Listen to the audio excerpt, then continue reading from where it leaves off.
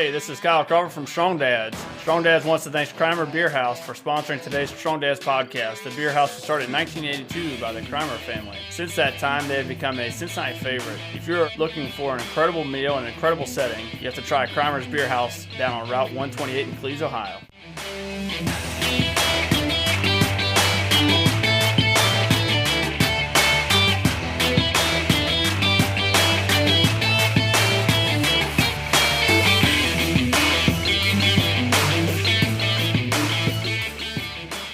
All right. Hey, guys, what's going on? Welcome back to Strong Dads here with Myrtle. We got a special guest in the house. We're really excited to be back with you guys, doing over the Zoom again, doing this whole FaceTimes types shows here with you guys. So we're really excited to be back.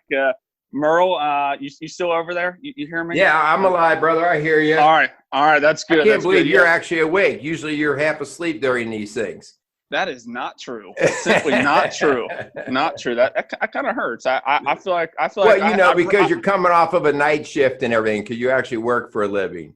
Some say that. Some say that. Yeah. So, but anyways, yes, Merle. Golly, already starting off this. Oh man, early hey, morning, I'm fired up today. I'm fired up. I can see that. So yes, back doing another show, trying to figure out this whole new norm of life that we are currently in.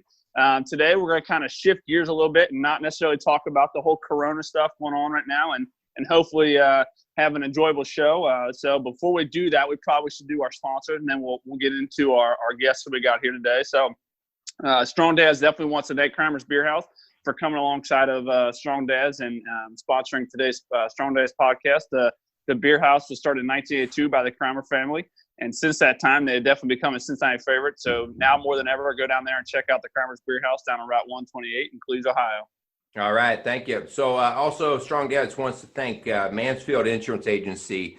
Mansfield was started in 1981 by Jim Mansfield and is dedicated to the insurance needs for individuals and businesses in Indiana, Ohio, and Kentucky. So for all your insurance needs, please contact Mansfield Insurance Agency. All right, so let's get rolling. So Alex, today, our special guest, I don't think we gave the whole name yet. So our special guest today is Alex Harbin. Alex is a local Cincinnati guy, a West Sider. I even see purple. Purple's coming out of his skin. There's something, we'll talk a little bit about that. That's a disease. I don't think that's treatable. So Alex, thanks for joining us today. Hey, thanks for having me. I'm excited to be on here with you guys. Yeah. Well, hey, I reached out to you because I saw an interview that you had with Brian Tome from Crossroads. Saw that you are a gym owner, and I myself am a gym owner as well. We do some work around here that I created a system of workout and a piece of equipment and stuff. So we're kind of specialty, kind of a little niche market here. But anytime that I can hear somebody talk about fitness or that kind of thing, I always tune into that stuff. And I'm also a Christian. And so when I heard your podcast with Brian, I was like, dude, this guy's a Christian and he owns a gym. I need to get to know him. I need to get to know him a little bit. Well, that's good. I'm glad that the interview was something that made you want to talk to me again. Yeah. So I always intrigued because I think that I'll tell you one of my things with being a gym owner. I was never a professional athlete or anything like that. So, but my thing was always, guys have as much of a vanity problem as women do. You know, women oftentimes we hear them talking about suffering from anorexia and things like that. And I see guys have just as much of a self-image issue. And they take it more to the gym in terms of muscle strength, fitness, and all this stuff. And you start to, I'm almost 57 years old. And the longer I worked in the gym and that kind of thing, I started to see, man, these dudes, there's a lot of guys messed up. They're coming in and they might even have the physique, but the rest of their life, marriages, family, job, friendships, all these things are certainly not as fit as their body is. And so one of the things that caught my ear in your interview with Brian Tome was how you talked about the idea that everybody's got junk. Everybody's got junk. Very few of us are going to make any kind of money or living out of being a professional athlete. And Correct. so the majority of our folks are just common folk, right? We're just all out there trying to get it done. And so you talked about the idea that your gym goes a little bit farther than that. You want more than just, we're going to try to get you strong. We're going to try to work, the head part, the heart part, all of it. So that to me is just like, if we're really going to help our culture, our society, if we isolate just on the muscles, is all we're doing is creating greater vanity. And that's already a problem. And so for us in our gym, sure, I want you strong and healthy, but we got to go a lot deeper. If you're not good, and if your family's not good, if your marriage isn't good, then that strong body is just, it's only part of the problem. Okay. Correct. Yeah. I mean, going back to what you said about the body image, I'm currently, as it stands, I'm 6'4". I fluctuate between 240, 250 pounds. Kyle, don't smart off, okay? You're going to get hurt. so by those stats, as you can tell without being able to see me here, you're just listening to our voices. I'm not a small guy. Now the composition of that has changed over the years, but I'm still not a small guy. But in my head, even when I look in the mirror at times, I'm still that small, skinny kid, that small, skinny 13-year-old kid that was just starting out in the gym that needed to put muscle on, that needed to put size on, that needed to put strength on. So the body image is something that, I think we all deal with in some different way. I think I've heard the term dysmorphia. Essentially, it's like you don't really know what you look like. Right. Even when you look at yourself, you have this idea, you have this way of kind of seeing what you see in the mirror, and then as soon as you walk away, you kind of forget what you saw in the mirror and you start putting all your junk back into it. So I think that, that's something that I'm aware of. So I understand that I'm probably not the only person going through something like that. Right. And so that is something that it's still important. It's still important. You want to look good. You want to be attractive, especially if you're in marriages. I think that's important. You still want to be physically attractive amongst other things, but the way we approach the physical aspect of it is we almost want that to be a byproduct of what's going to go on. So because we figure out, if you're going to come into our gym and work hard, you're going to be there consistently, you're going to watch what you eat, your body is going to change. Right. Really, there's nothing you can really do about that. But like you said before, what are the other things that are going on? What are the things in your life that really matter that we want to see you improve on? And we're not licensed therapists. We're not counselors by any means, but we think that if we can impact the way you think, bring positivity, bring encouragement into your day, even for that 1 hour that we get to spend with you, we think that has an incremental kind of a pebble in the pond kind of effect where that starts to ripple out and starts to touch other parts of your life. Yeah, no doubt about it. I see all the time, especially if I'm doing one-on-one stuff. We'll get done with a hard workout and the time is over, but the people continue to hang around and just want to talk. And it's like, you find out all about the families and the marriages and the work and their attitude on life. And you're like, that is, for the average person, that's as important as the workout that they were getting. So anyway, that just keeps people coming back. And one of the challenges that we're having, and I know that you and I spoke just briefly about this, is, right now we don't get to see a lot of face-to-face with this whole Corona thing. And so it has been a little bit tougher. We're trying to reach out to folks and just, say, how you doing? But that's just not the same. It's tough. We're servicing 200 plus clients on average a month, and that's 200 unique individuals. And it's been tough to stay in touch with them. We send emails, we send mass emails out, but that personal touch, that seeing them, that feeling the energy, that seeing their face, asking them, hey, how was your day today? Did you have a good day at work? Or if it's an early morning workout, hey, what's something good you got going, looking forward to today? We're just not able to get those consistent touches with our clients. And that's really the thing that I'm missing the most. I can send people a written workout. Right now we're recording workouts and we're video taping ourselves. And is that even a word, videotaping? I don't think that. They still use so it. If you're under the age of 30, videotaping is what they used to do. But never mind. We'll get into that later. But anyway, that's from my era. Yeah, exactly. you old folks. Yeah, we're streaming workouts. We're putting them on YouTube, and I know that we're getting feedback. People are saying, "Hey, I love those. Thanks for making those." But again, it's just not that interaction piece that we've really built our entire business model on. Right. So I want to back up just a little bit because I got out in front of myself. So let's talk a little bit about, what rounds you out as a person, that Thanks, brings Merle. this whole. I wanted to get into something besides working out here, just because you two have the workout thing.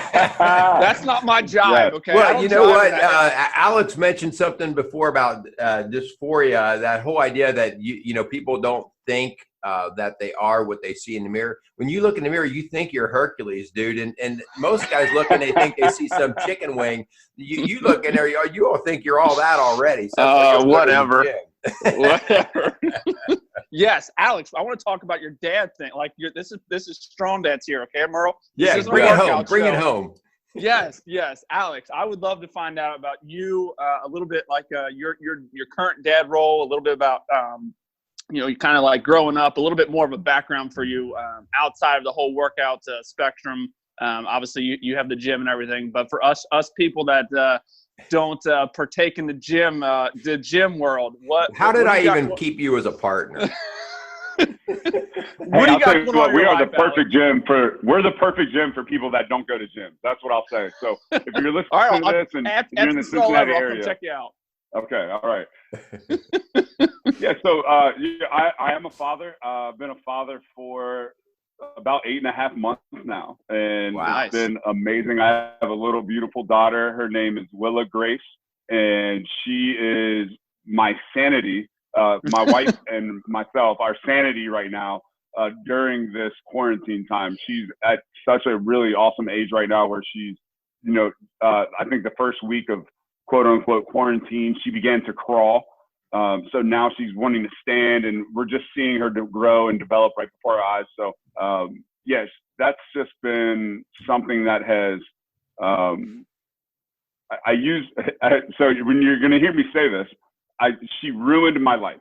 And I mean that in the best way possible. Right. So like we think of ruin, right? In the literal sense of ruins, like when something is in ruins, it means it's been destroyed. It's no longer what it was.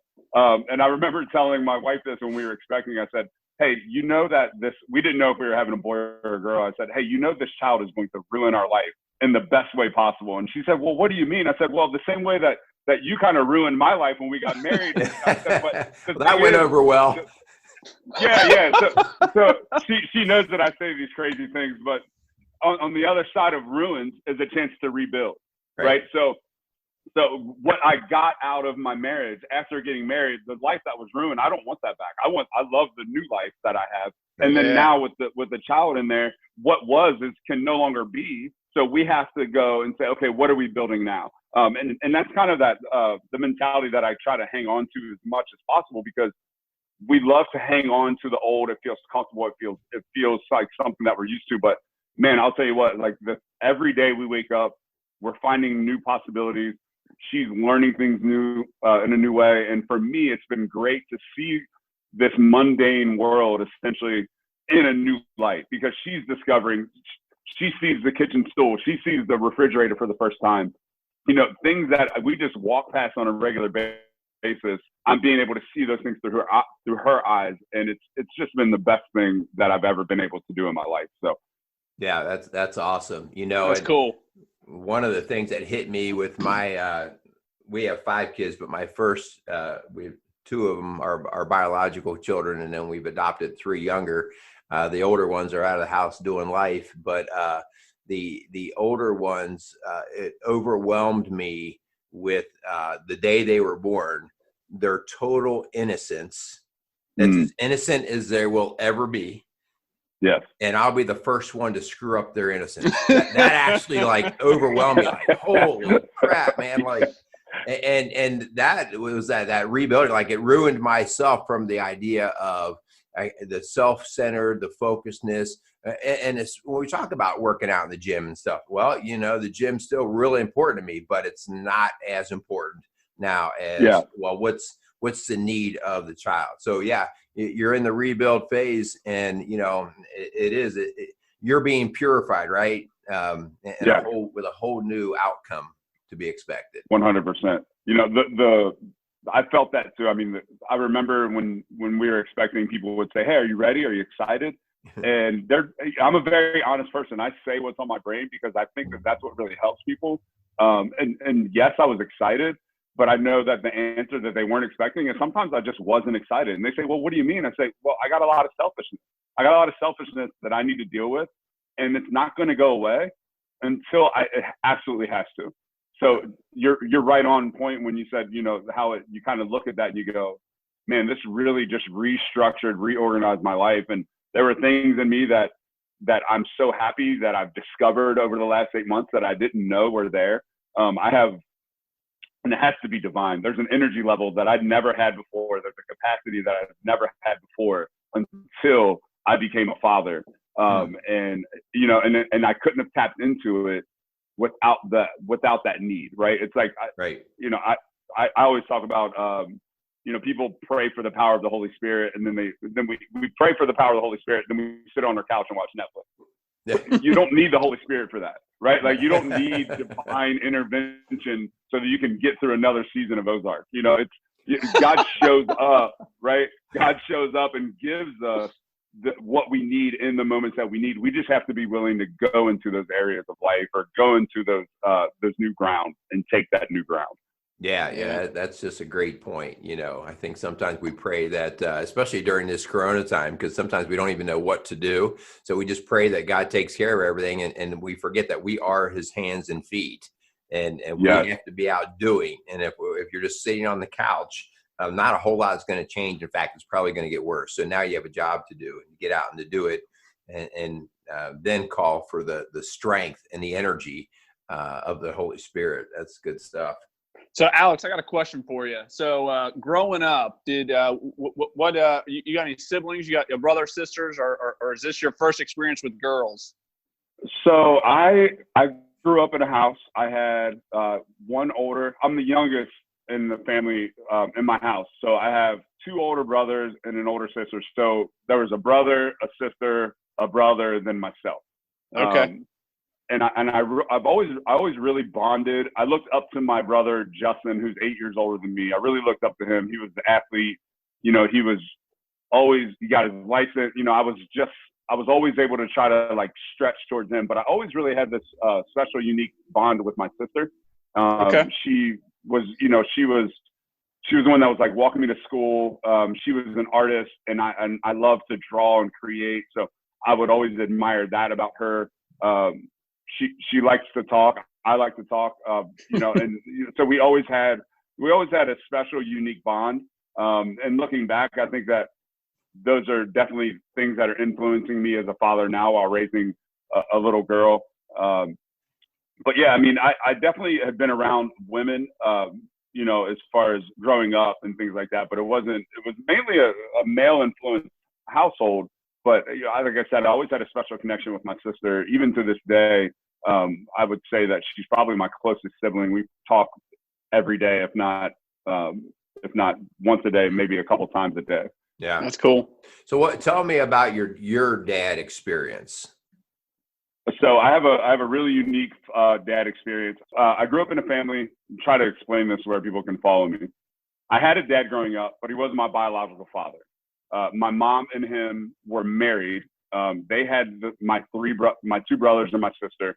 They had a separation for a little while, and then during that time, my mom met another man, and that man is my biological father. They did not stay together. My mom got back with her first husband. This is hard to follow. Who is the biological father of my two brothers and my sister. And he essentially adopted me, gave me his last name, and raised me. This was stuff that was hard for me to understand as a young kid. I didn't really get my head wrapped around it until I was around 9 or 10 years old. But with that, I've always called him my dad. So I've had this really unique dad experience. I had a biological father that I didn't ever meet until I was in my later 20s. But I had a dad growing up from day one. And, you know, he raised me. I never once felt like I wasn't his child. And I really watched him, and he really built into me and cared for me. And and taught me vision and taught me how to look forward, how to strategize my current situation in order to make my life a little bit different. He always wanted something better for me than he had.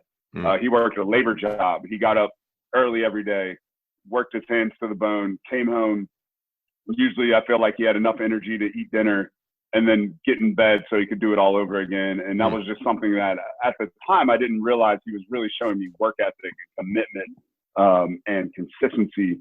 But that's something that is built into me even today as an entrepreneur, to just wake up every day, get up, go put your best effort out there, and then come home and still tend to your family, make sure everybody has their needs before you get ready to do that again the next day. So yeah, that was a lot of information, but hopefully people can follow me.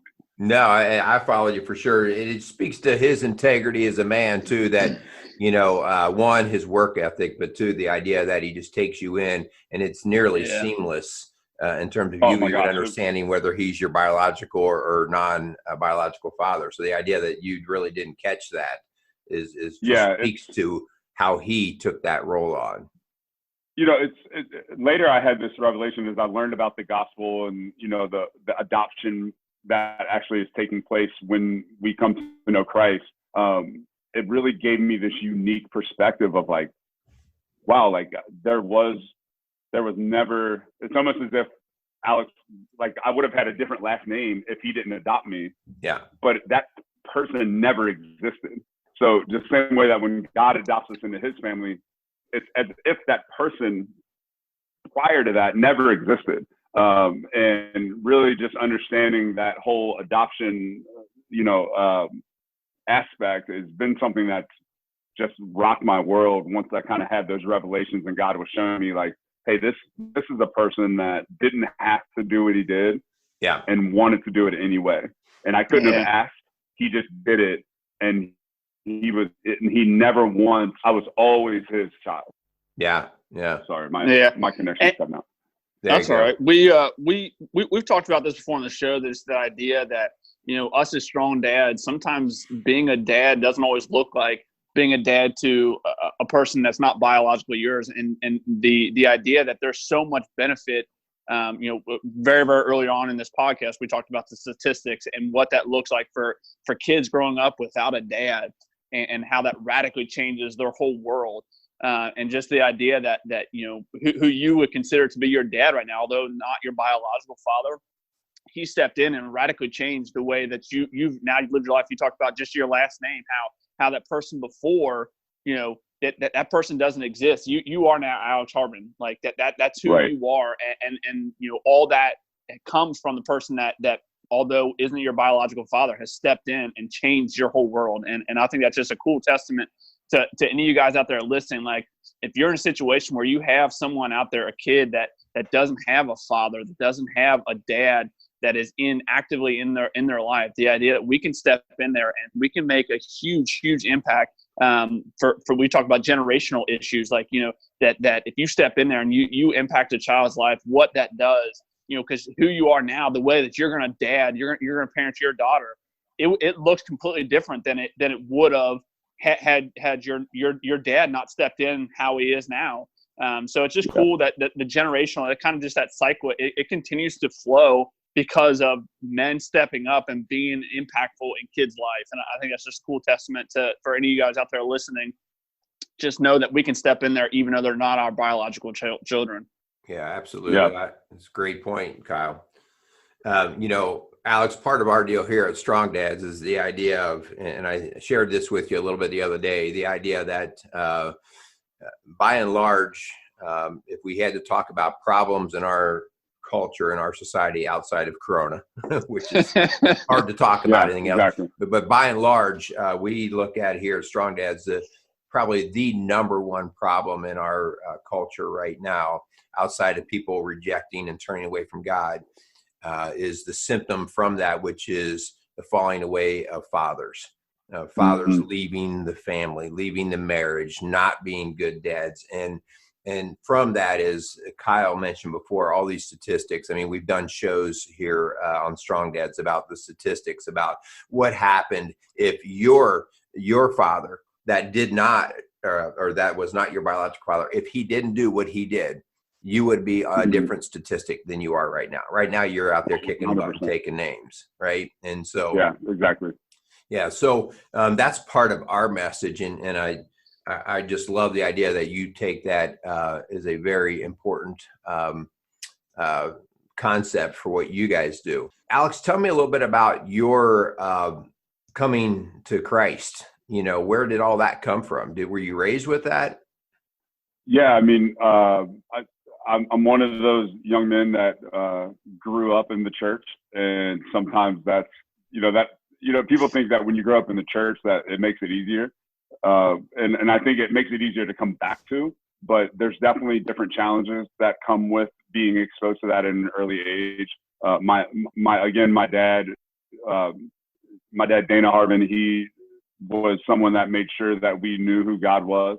He made sure that anything in his life that we admired that was good, that he gave God credit for that, because he made a lot of decisions in his own life that he could have been a different statistic, as we talked about before.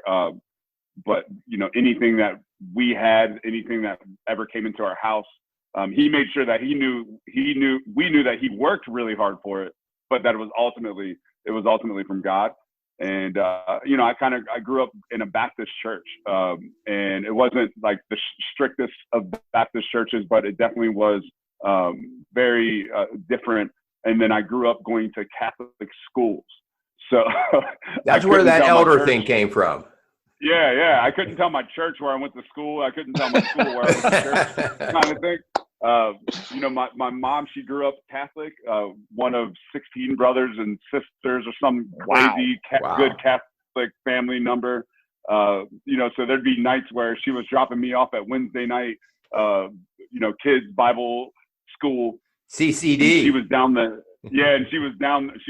street at the VFW playing bingo. So she dropped me off and then she'd go play bingo, and I couldn't tell. They'd say, "Hey, how are you getting home?" I'd say, "Well, my mom should be here soon," and then I'd have to walk down the street and go into the VFW hall to sit next to my mom as she's playing bingo for the rest of the night. So I had a really unique, kind of this outside in look at God. I always believed in God. I believed hey, there really is something here. But then I started to have this unique disconnection, I would say, from religion, because I would see the Baptists and I would say, wow, we do things differently here. We believe things differently. And then I'd see Catholicism and I'd go, man, there's some absolute differences. I'm not here to say which one's better or worse than the other one. I'm just saying there's absolutely differences, but we're claiming that we're worshiping the same God. So I always had this, I'm a curious person. So I was always kind of led to investigate. And there was this point in time where, as a young kid, I remember praying and asking God to save me. Getting saved is the language that I grew up in, using, at the Baptist, in the Baptist church, where I remember being saved. But again, that wasn't necessarily the moment where I began to follow God. Yeah. It was where I said, hey, I believe that there's a power greater than me. I believe that, I've done things in my life that I fall short of those commandments. I understood that at an early age, but I didn't really start to truly, I would say, follow God until I was in my mid-20s. And that's when I kind of had this repentance moment. I had this moment of uncovering all of the shame, all of the mistakes that I had made over the past, 10 to 15 years, and really started to let those things out. And I stepped into the freedom of Christ. I was free from fearing man. And, that's when I would say my life really started to go after God, instead of just understanding that God was there and that he was who he was. And, I believe that I was saved, but I wouldn't say that if you looked at my life, every aspect of my life, I don't think that you would have said he is a follower. Right. And that didn't really come to happen until my mid to late 20s. Yeah, that's awesome. So it's kind of that maturity, that growing in that faith. So how do you guys bring faith into your gym? What happens there that you kind of wrap your work world and your faith world together? Yeah. So when I was starting the business, I always had this idea of like, how do we have faith and secular, I'm going to use those terms, combined. And, I always grew up, again, like I told you, my life was very compartmentalized. My church stayed at church. What was going on at home stayed at home. What was going on at school stayed at school. Those things never overlapped. And I realized that was very exhausting for me to try to remember the narrative in each different spot and each different role that I was trying to play in that moment. So part of that freedom experience that I had in my mid to late 20s was, I'm no longer going to have these compartmentalized things. I'm just going to be who I am. And that's where people are going to be able to make their decisions on whether they like me or they like what I'm doing. And if they like it and they like what I'm doing, they don't have to believe like me, but they'll stick around. And if they don't, then they're free to go and there's no hard feelings. And that was where I really stepped into this, I can't use any other word, but really just freedom to be who God created me to be. So I think it starts right at our name. The name of my gym is Iron Sharpens Iron. And that's a verse. It's Proverbs 27:17 that says, as iron sharpens iron, so one man or one friend sharpens another. And, I think that the name Iron Sharpens Iron, if you know that that's a verse, I think it catches your eye. Right. And if you don't know it's a verse, great. It sounds like, I don't know, it sounds cool. Like tough and it sounds cool. Iron Sharpens Iron. I don't even know what that means, but cool name. So that, I think just right there, we're just letting people know up front, like, hey, this is who we are. But we always say that we are a gym for everyone that's ran and owned by a Christian. It's not a Christian gym for Christians. It's a gym for everyone. Yeah. And again, I don't shy away from who I am, and I don't ask other people to shy away from who they are. We don't have membership cards that say, do you believe that Jesus is your Lord and Savior? And then we add, it's not like that. But, I think we try to connect with everyone. And that's really the kingdom that I saw in the Bible. I saw Jesus inviting everyone in, connecting with everyone, not really forcing them, but just showing them. And then I saw people's curiosity get ticked. And I figured, hey, if people really are interested in what makes us different, then we'll have the conversation. But if they just really enjoy the place, then that's great too. That's really all we're after. We don't have to have, we're not a mission. We're not a missionary church. We're not a nonprofit. We're not any of those things. We're a gym that's trying to help people improve their lives. Yeah, that's good stuff. Well, hey, Alex, we're going to start to kind of land the plane here a little bit. So as we do start to close out, how do you see our mission as dads, and what is the message that you would like to get out there to the young men or even older men like myself out there? No comment out of you, Kyle.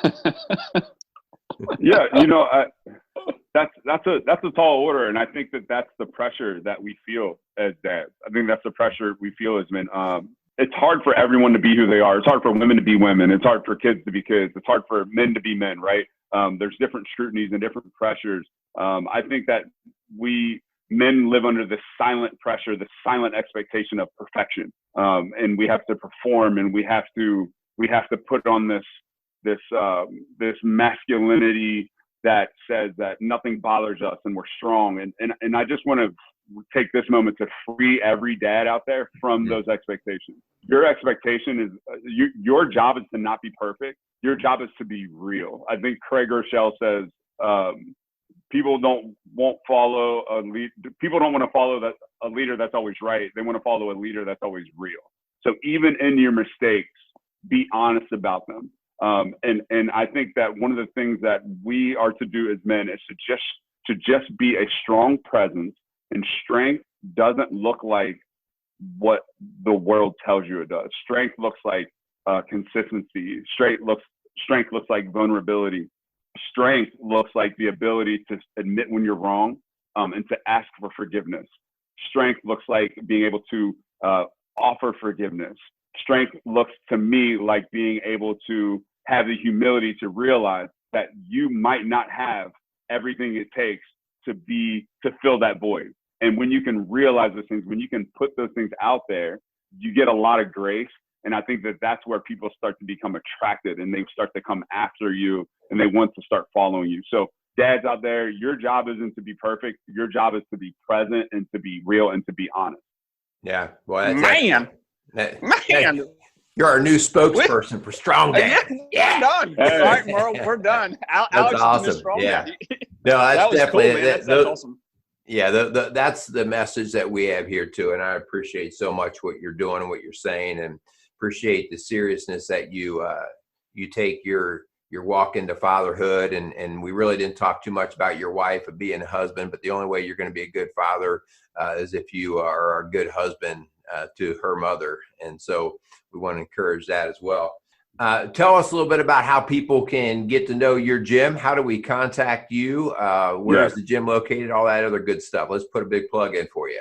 Yeah, I appreciate it. So you can follow me. You can search Instagram. It's at Harbs. That's HAR.